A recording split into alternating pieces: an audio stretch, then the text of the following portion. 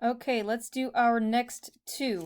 So we have the number 0.001775, and we want to have two significant figures.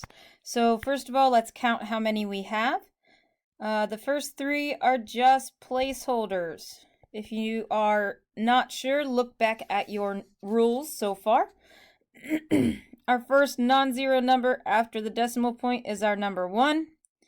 Then we have the rest as our significant figures. So right now we have 4 significant figures. We only want to keep, however, 2 of them.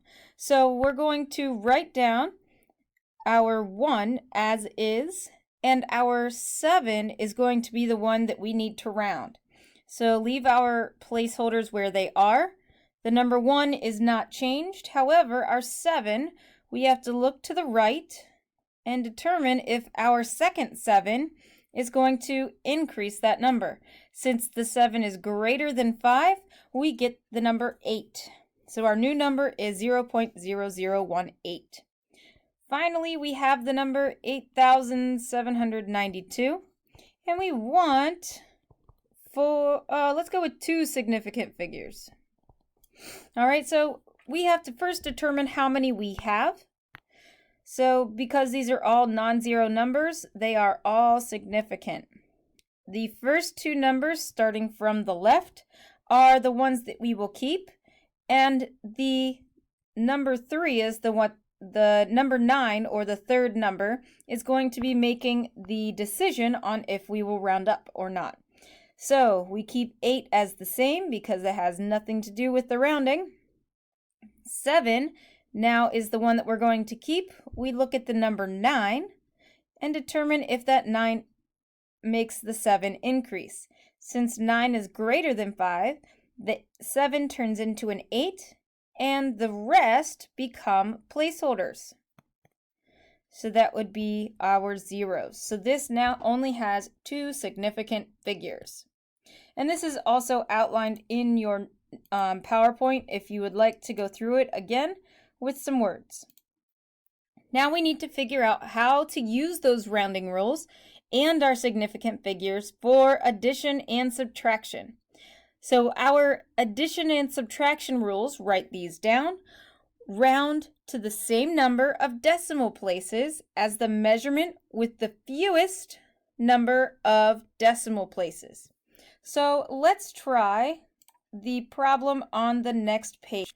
Okay, so we need to determine which one of our numbers has the digit in the highest decimal place. So we have 12.52 plus 349.0 plus 8.24. Now for you guys that need a little refresher on the names of the decimal places, this one is the ones, this one is the tens, and this one is the hundredths. Okay, so we want to figure out which one has the fewest decimal places. And it seems like our answer would be with this guy. This one only has 1 decimal, and it is in the tenths place. So our answer must also have only 1 decimal in the tenths place. So we would add this just like we normally would. You can use your calculator for this one, or go ahead and do it by hand. But I'm going to use my calculator really quick. And we're going to get the number 369.76. Now the problem with that is we're only allowed, because of this number, to keep 1 digit in our decimal, or the 1 in the tenths place. Therefore, let's see how we're going to round.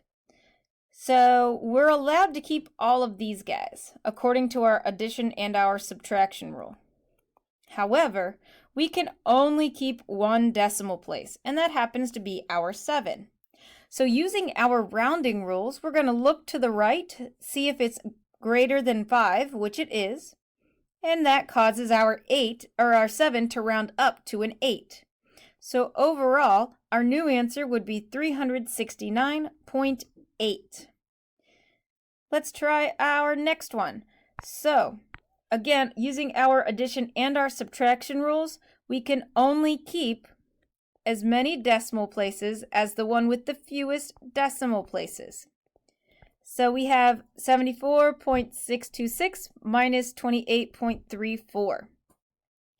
So what I like to do first is determine how many decimal places my answer is going to have. And because this one only has 2 decimal places, we're only going to keep 2 in our answer. So go ahead now and do the subtraction using your calculator, or go ahead and do it in your do it by hand, and you'll get the number 46.286. Now, we're only allowed to keep 2 decimal places because of this number.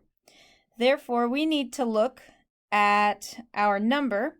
We're allowed to keep our 46, no problems. And we're allowed to keep only 2 of our decimal places, so the 2 has nothing to do with our rounding. However, our last number, 8, we have to look to the right and see if that 6 causes our 8 to increase. Since 6 is greater than 5, it causes our 8 to go to a 9, and that gives us our final answer.